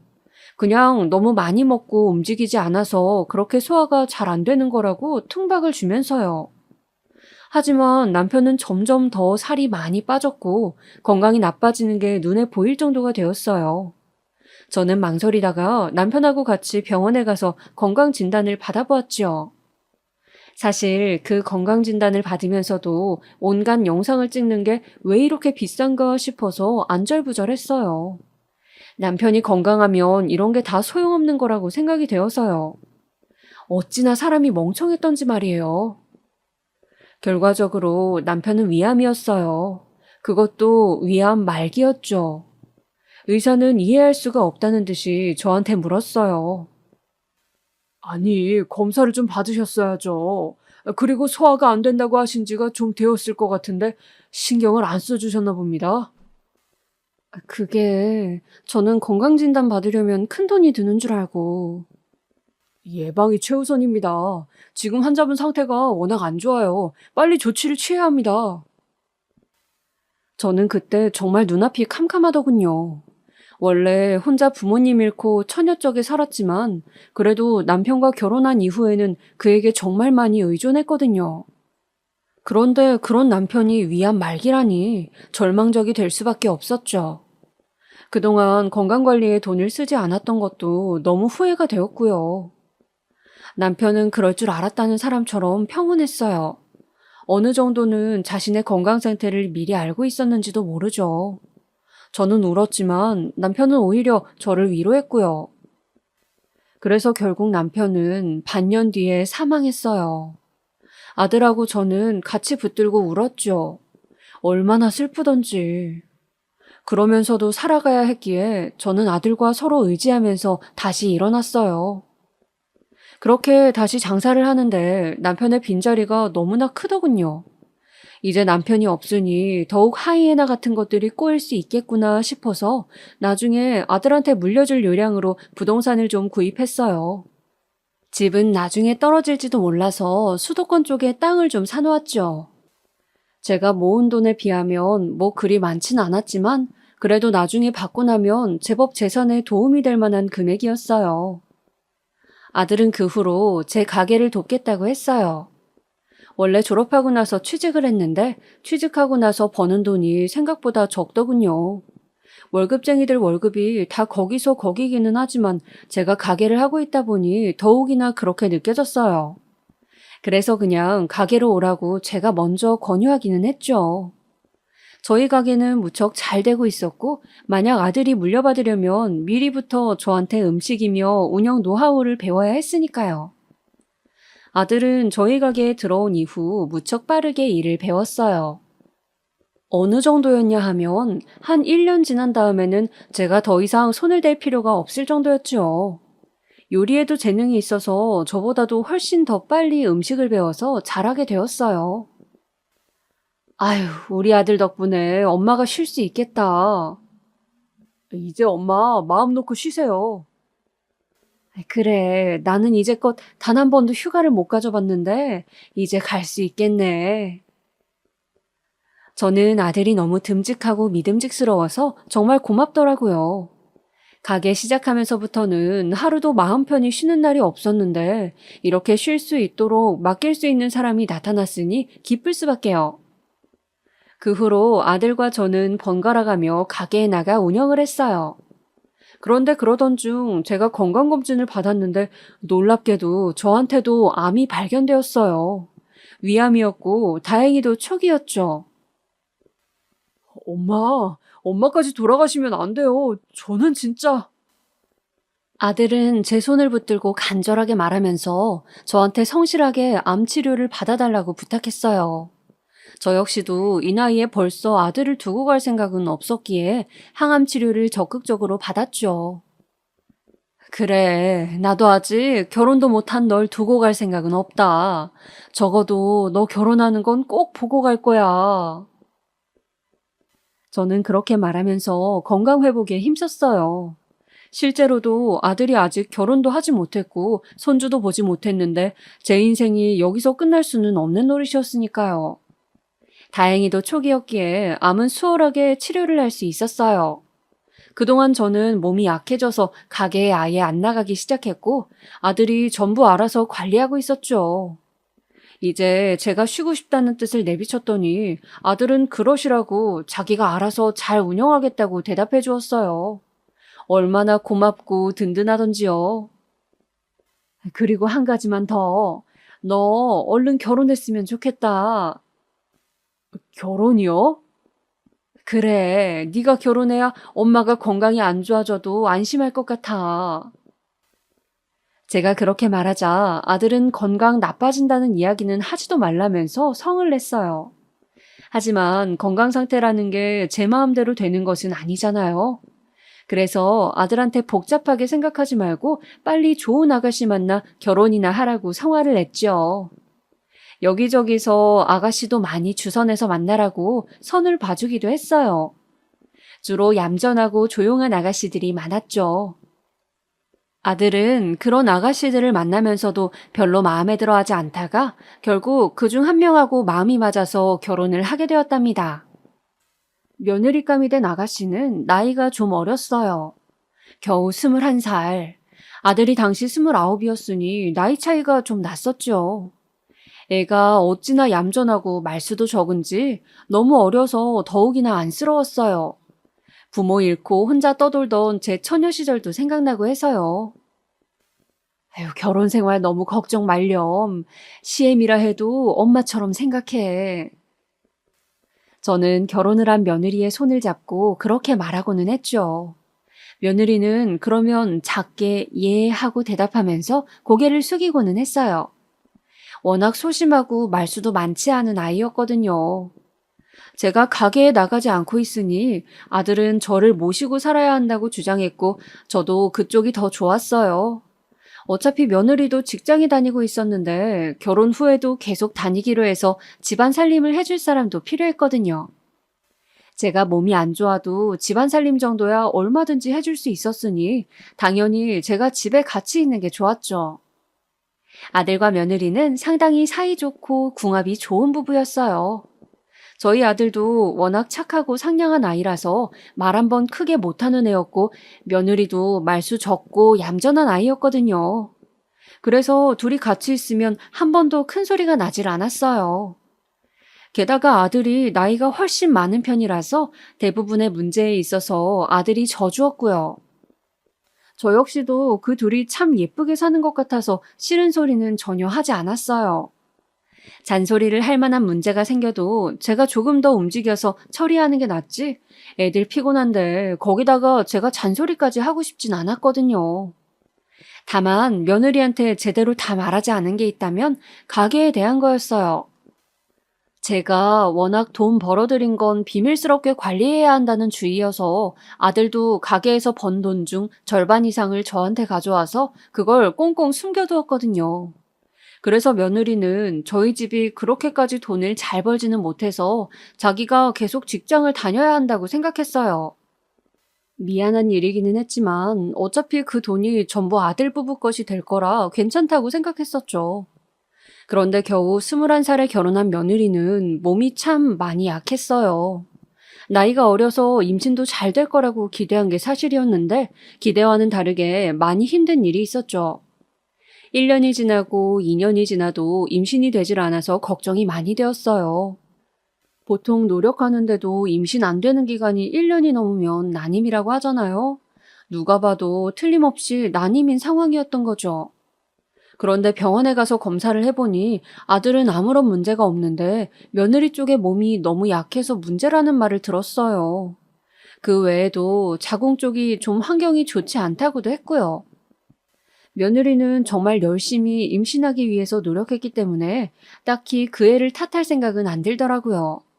뭐 임신을 안 하고 싶어서 안 할까요? 그냥 안 들어서니 별 수 없는 거였겠죠. 저는 여러 가지로 도와주고 싶어서 여자 몸에 좋다는 보약이니 뭐니도 사다가 넣어주고는 했어요. 며느리는 미안해하면서도 그 보약을 받아서 전부 다 먹었고 날짜도 열심히 계산해서 아들하고 밤을 보내고는 했죠. 그렇게 몇 년이나 고생한 끝에 드디어 아이가 들어섰어요. 어머님, 어머님! 퇴근하고 들어오면서 며느리는 저의 손을 붙들고 환하게 웃었죠. 저 임신했어요. 어머나, 정말이니? 몇 년을 고생한 걸 너무 잘 알았고 오랫동안 기다린 아이였기에 저도 너무 기뻤어요. 저하고 며느리는 함께 손을 붙들고 기뻐했었죠. 아들도 가게에서 돌아와서 같이 기뻐했고요. 하지만 그 기쁨은 오래 가지 않았어요. 며느리는 정말 몸조심을 하면서 가능하면 직장도 금방 그만두고서 몸조리를 하겠다고 말했죠. 하지만 직장을 그만둘 타이밍을 잡고 있던 어느 날 며느리는 미끄러운 길에서 넘어졌고 그 길로 유산을 해버렸어요. 아직도 그날의 그 우울하고 무서웠던 분위기가 생각나네요. 저는 정말 너무 힘들어요, 어머님. 얘야. 전 아이 못 낳을 거예요. 아무리 어머님이 낳으라고 하셔도 저는 못 낳을 거라고요. 아이를 잃고 몸조리하다 일어난 며느리는 그렇게 말했어요. 아이를 잃었으니 몸에 타격도 갔을 거고, 그래서 더욱이나 몸도 많이 아팠겠죠. 하지만 그런 것 치고는 며느리의 말투가 상당히 날카롭고 공격적이라서 좀 이상했어요. 얘야, 아이 지금 당장 낳으라고 요구 안 할 거다. 너 몸이나 좀 낫고 나서 어떻게 생각을 해봐야지. 지금은 며느리가 너무 우울하고 힘들어서 저런 소리를 하는 거라고 생각했었죠. 그래서 저는 그냥 그러려니 하고 애를 위로하는 겸 해서 그렇게 말했어요. 그랬더니 며느리는 더 표독스러운 얼굴이 되어서 저를 노려보더군요. 몸 낫고 나서도 저 애 안 낳을 거예요. 아니, 왜? 전 애 못 낳아요. 애 낳을 며느리 찾으시는 거면 다른 데 가서 찾으시라고요. 며느리는 유산을 하고 나서 갑자기 너무 날카로워졌더군요. 저는 솔직히 아이를 잃은 엄마들이 성격이 많이 변하는 걸 알고 있어서 그렇게 충격을 받진 않았어요. 시간이 지나고 나면 며느리도 조금 나아질 거라고 생각했었지요. 사실 며느리는 본인도 애나 다름없는 나이이긴 했어요. 간신히 임신했던 나이가 20 중반이었으니 20 초반에 결혼해서 우리 집에 들어온 아이라 너무 안쓰럽기도 했죠. 성인 갓 지나서 우리 아들하고 저만 믿고 결혼한 애였으니까요. 그래서 사실 며느리가 좀 막 나가도 다 큰 딸내미 막 나가는 거 봐주듯이 제가 봐준 것도 있었어요. 전 정말 그동안 너무 힘들었어요. 뭐가 그렇게 힘들었니, 얘야? 저한테 애 낳으라고 임신 못한다고 눈치 주시던 거요. 그리고 저희 남편도 그래요. 어떻게 제 편은 하나도 안 들어주고 옆에서 계속 임신해야 한다, 해야 한다. 그 연불만 죽어라 외고 앉았는지. 그거야. 아이는 빨리 가지면 좋으니까 하는 말이었지. 바로 그런 게 문제라고요, 어머님. 왜 이해를 못 하세요? 전 애 가지기 싫어요. 원래도 가지기 싫었는데 그냥 어머님하고 남편 비위 맞춰주느라고 애 갖고 싶다고 한 거였고요. 며느리는 그렇게 오열하면서 저한테 하소연을 했어요. 저는 정말 아연했죠. 아니, 저는 정말 며느리도 아이를 가지고 싶구나. 그래, 갓 결혼한 여자면 당연한 일이지. 그렇게 생각했었거든요. 그런데 며느리는 그게 아니라는 거였어요. 애는 정말 싫고 아이 가지기도 끔찍한데 자기가 이 집안에서 쫓겨날까봐 시어머니하고 남편 눈치를 보느라고 그런 소리를 했다는 거죠. 하지만 상식적으로 생각해보세요. 갓 결혼한 젊은 부부, 그것도 몸에 아무런 이상이 없는 부부인데 한쪽만 아이를 가지고 싶지 않다고 해서 아예 낳지 않는다는 게 말이 되나요? 그래요. 정 그렇다면 둘, 셋 낳을 거 하나로 줄일 수는 있겠죠. 만약 아이를 정말 가지고 싶지 않았다면 결혼을 하지 말았어야 했어요. 그럼 왜 결혼을 한 거니? 결혼을 하지 않았으면 되었잖아. 제 책망하는 말에도 며느리는 전혀 기가 죽지 않고 도리어 쏘아붙이더군요. 제가 한 결혼에 왜 어머님이 말을 얹으세요? 그건 저하고 오빠 결정이었어요. 말 얹지 마세요. 순간 말문이 막히더군요. 하지만 그래도 제가 보아온 며느리는 순하고 얌전하고 착한 아이였어요. 그래서 저는 그 아이가 지금 유산 때문에 힘들 뿐 시간이 지나고 나면 분명히 다시 원래 착한 며느리로 돌아올 거라고 믿었어요. 제가 해야 할 일은 그냥 조용히 참아주고 지나가는 것뿐이라고 생각했던 거죠. 그 이후로 며느리의 성격은 점점 더 공격적이 되어갔어요. 고역인 건 제가 제일 고역이었죠. 가게 운영은 아들이 완벽하게 넘겨받아 한 지 벌써 10여 년이 다 되어갔고 저는 집안에서 살림만 하고 있었죠. 며느리도 직장에 다녔고요. 저는 임신하고 나서 유산까지 한 몸이니 당분간 집에서 쉬는 게 어떻겠냐고 며느리한테 권했어요. 하지만 며느리는 유산하고서 며칠만 쉬었을 뿐 곧장 다시 출근하더군요. 자기가 여기서 일까지 그만두면 정말 쓰레기처럼 느껴질 것 같다면서요.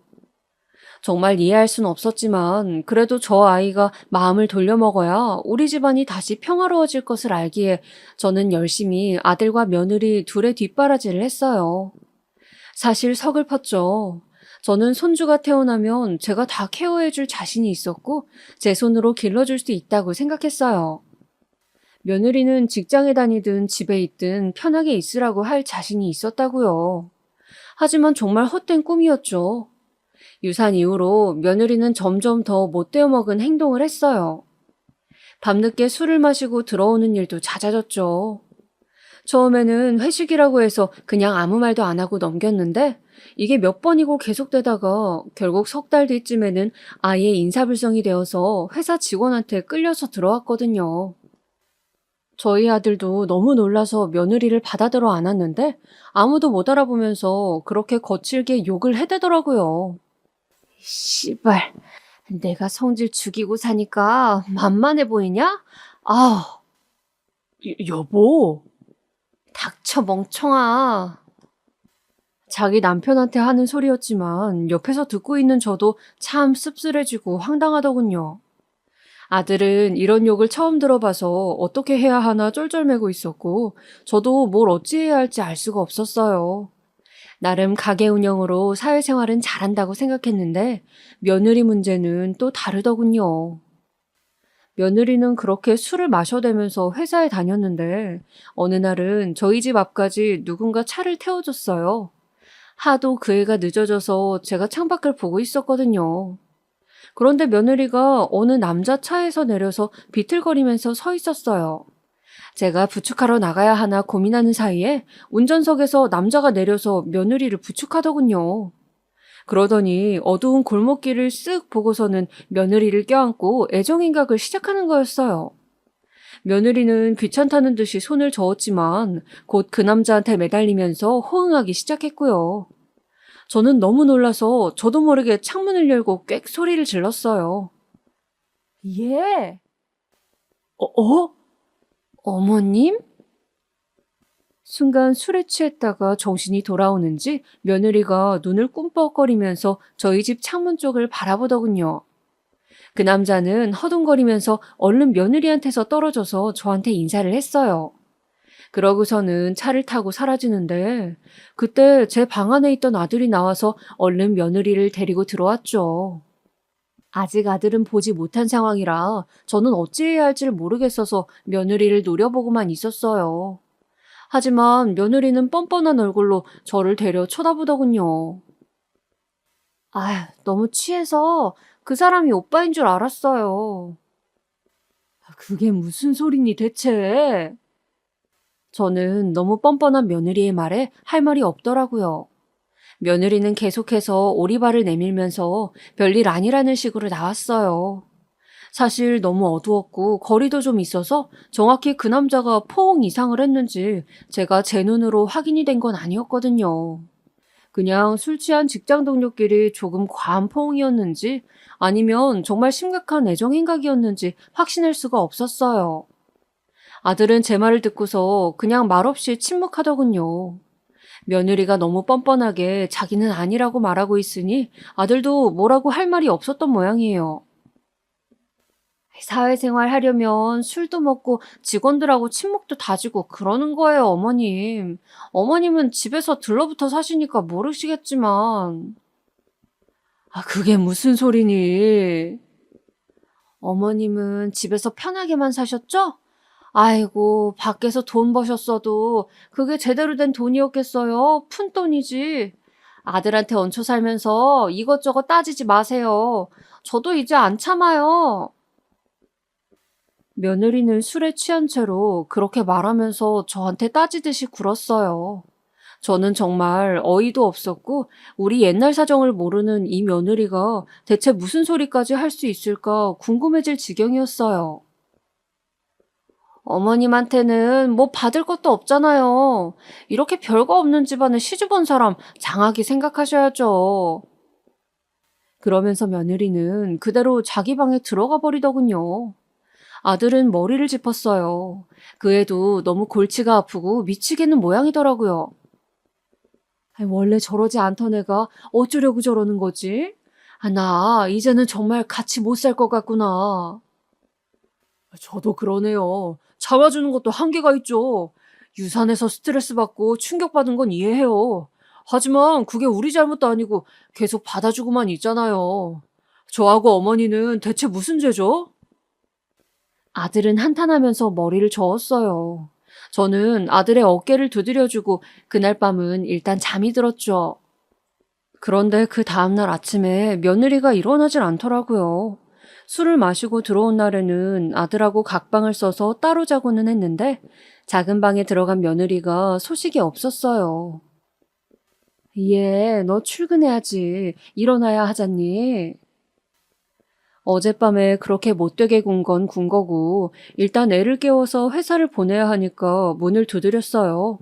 그런데 아무 대답이 없더라고요. 솔직히 겁이 덜컥 나기도 했죠. 스트레스 받고서 술을 잔뜩 마시고 돌아온 며느리가 혹시라도 뭔가 잘못되지는 않았을까 싶어서요. 간혹 필름도 끊길 정도로 마셨던 애기 때문에 더 걱정이 될 수밖에 없었어요. 얘 괜찮니? 나 들어간다. 들어가도 괜찮지? 안에서는 아무 말도 없었어요. 물론 성인인 며느리 방에 제가 무작정 들어가는 건 실례겠지만 출근 시간이 다가와서 어쩔 도리가 없더라고요. 저는 망설이고 계속 문을 두드리다가 결국 결심하고서 며느리 방에 들어갔어요. 다행히 문은 안 잠겨 있더군요. 제가 방문을 열고 들어가니까 세상 모르고 며느리가 술 냄새를 풍기면서 자고 있는 것이 보였습니다. 너무 어처구니가 없어서 저는 며느리를 깨웠죠. 어머나, 어머님, 왜 들어오셨어요? 그렇게 입 벌리고 세상 모르고 자더니만 일어나서는 저한테 화들짝 놀라 소리를 지르는 거 있죠? 저는 저 늦을까봐 깨워주었구만. 그러더니 신경질을 부리면서 일어나서 화장실로 가버리더군요. 옷도 대충 입은 채로 제대로 씻지도 않고 잤으면서요. 저는 어처구니가 없어서 그냥 침대보만 대충 정리해주고 나와서 아침을 차렸어요. 그래도 며느리가 술을 잔뜩 마시고 들어왔으니 해장국도 없이 내보낼 수는 없잖아요. 그래서 새로 끓인 북엇국에 밥을 내놓았더니 며느리가 인상을 잔뜩 쓰고 씻고 나와 옷만 대충 입고 나가려는 거 있죠. 해장국 끓여놨어. 먹고 가려무나. 제가 그렇게 말하면서 국을 가리켰더니 그래도 국을 먹고 싶은 생각은 들던지 가방을 내려놓고 와서 밥을 한술 떴어요. 아, 딱딱해. 왜 그러니? 밥 딱딱하잖아요. 국만 새로 끓이면 다요? 밥이 어제 거네. 아! 입맛 버렸다는 듯이 며느리는 짜증을 부렸어요. 얹혀 사는 주제에 일도 더럽게 못하네요, 진짜. 어머님, 적어도 아들네 집에 얹혀 사시면요. 그리고 며느리가 벌어오는 돈 갉아먹고 사시면 적어도 밥 정도는 제대로 하셔야 해요. 며느리는 짜증스럽게 말했어요.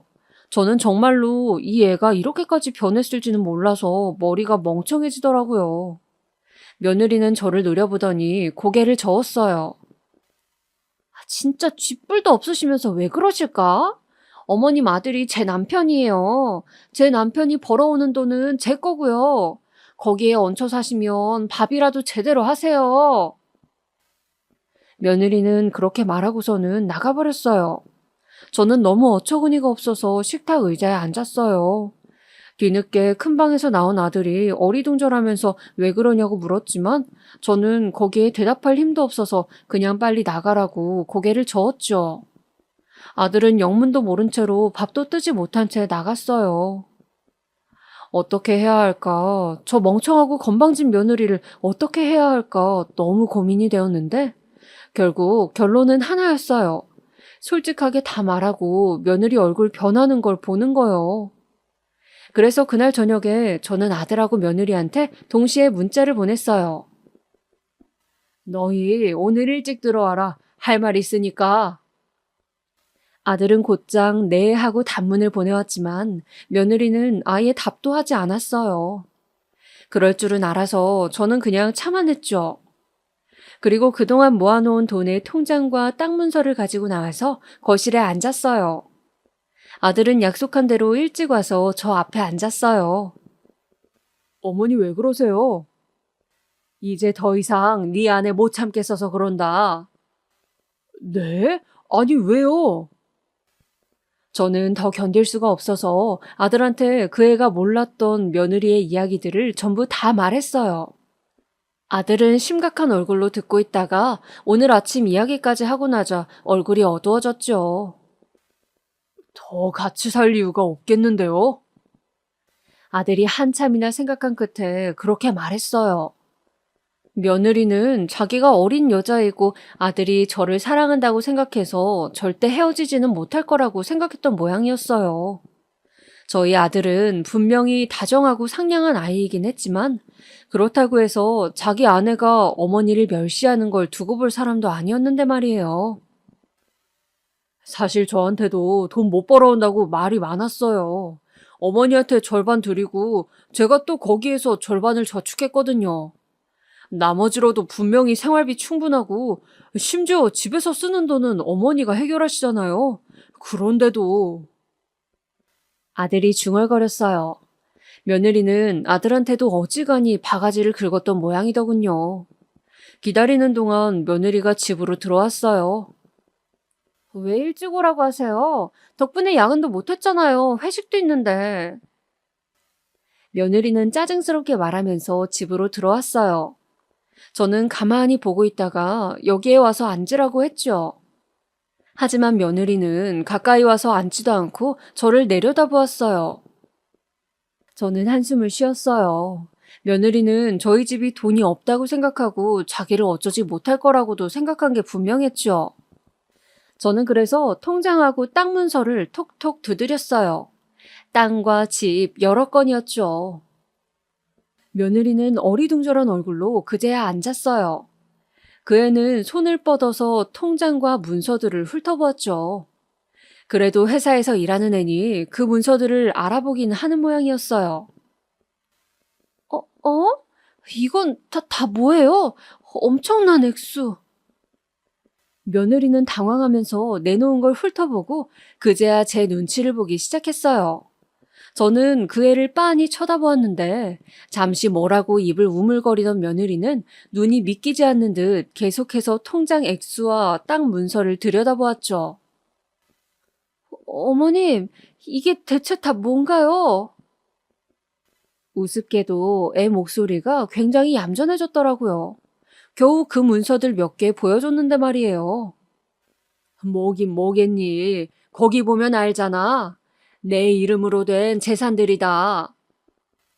어머님, 이런 재산이 있으셨어요? 저는 전혀 며느리는 말을 더듬으면서 재산 목록을 훑어보았죠. 저는 그렇게 그 애가 훑어보는 것조차도 짜증이 나서 손에 들린 통장과 문서들을 탁 쳐서 빼앗았어요.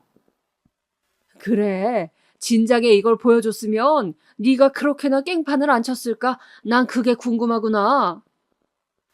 어머님, 제가 언제 깽판을 쳤나요? 며느리는 당황하면서 그렇게 말했어요. 언제 깽판을 치기는 지금까지 계속해서 쳐왔고 계속 악화되어 왔지. 저는 그렇게 말하고 싶은 마음을 참으면서 빤히 며느리를 보다가 고개를 저었지요. 난 이제 더 이상 널 견딜 수가 없구나. 네? 나도 당신하고 더 살고 싶지 않아. 아들도 제 말에 덧붙였어요. 며느리는 눈이 커져서 당황하면서 급하게 제 무릎을 잡았죠. 어머님, 이게 저 갑자기 무슨 말씀이세요? 설마. 그 와중에도 며느리는 제 손에 들린 통장과 문서를 바라보더군요. 저는 통장과 문서를 그 애의 눈앞에서 흔들었어요. 이거 욕심나니? 그랬으면 잘했어야지, 처음부터. 전부 네 것이 될 예정이었는데. 어머님. 하지만 다 끝났다. 네 밑바닥을 보았으니 나하고 내 아들은 더 이상 널 가족으로 여길 생각이 없단다. 저는 그렇게 말하고 돌아 앉았어요. 아들은 일어나서 며느리의 앞에 이혼 서류를 내밀었죠. 며느리는 믿을 수 없다는 듯이 서류를 들여다보았어요. 여보 소리 그만하지. 이제 남남 될 거니까. 아들은 칼같이 말하면서 이혼 절차를 진행하자고 했어요. 며느리는 곧 아들의 발치에 매달려서 통곡하기 시작했죠. 여보, 내가 잘못했어요. 진짜 잘못했어요. 아니, 내가 그냥 유산 스트레스 때문에. 며느리는 한참이나 울면서 아들의 발에 매달려 있었지만 저와 아들 모두 이미 마음을 결정한 뒤였죠. 결국 며느리는 이혼했고 아들은 혼자가 되어서 저와 지금 살고 있어요. 며느리는 솔직히 지금까지도 가끔 전화가 온답니다. 자기가 잘못을 뉘우치고 있으며 혼자 있어서 언제든 재결합할 수 있으니 어머님이 불러달라고요. 솔직히 말하면 그 집착이 징그러워서 더 싫기는 하네요. 그래서 요즘은 아예 전화 차단까지 해버렸고 아들도 연락을 끊어버렸다고 했어요. 그런데도 계속 가게 근처에 얼굴을 들이밀고 있다네요. 참 끈질긴 애예요. 제 이야기는 여기까지입니다. 즐겁게 들으셨다면 좋겠어요.